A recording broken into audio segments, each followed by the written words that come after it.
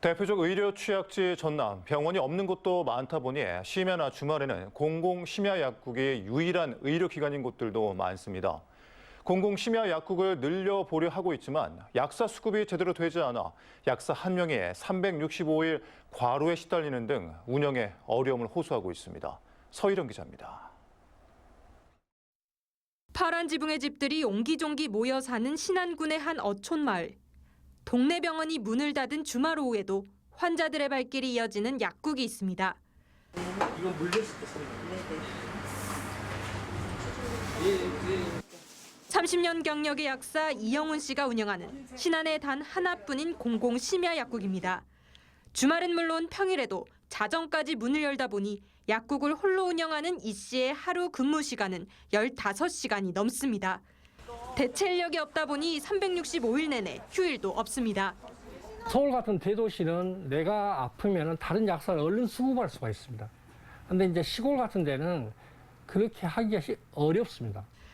홀로 밤늦게까지 운영하다 보니 안전에 대한 우려도 큽니다. 대부분 약국은 이렇게 모든 공간에 누구나 출입할 수 있게 돼 있어 야간엔 금품갈취 등 치안 위험에 노출될 수밖에 없다고 말합니다. 섬마을에서는 택시마저 운행을 멈추는 저녁 9시면 사람들의 발길이 뚝 끊기지만 혹시 찾아올 환자들을 위해 문을 열고 있는 상황. 하루 2시간 지원되는 시간당 4에서 5만 원의 지자체 보조금보다는 사실상 지역에 대한 봉사로서 약국을 지키고 있습니다.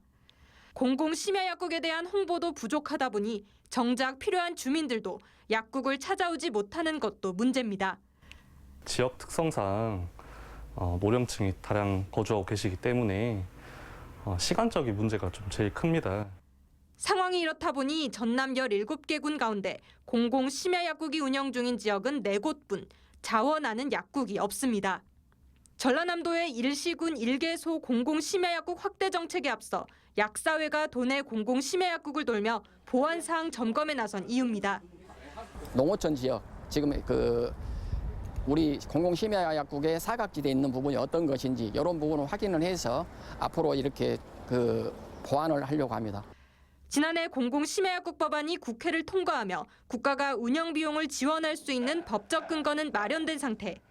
하지만 주요 내용을 담은 시행령 발표가 의대 정원 확대 이슈 등에 밀려 지지부진한 상황이어서 공공심야약국의 확대는 여전히 약사들의 자발적 참여에 의존하고 있습니다. MBC 뉴스 서희령입니다.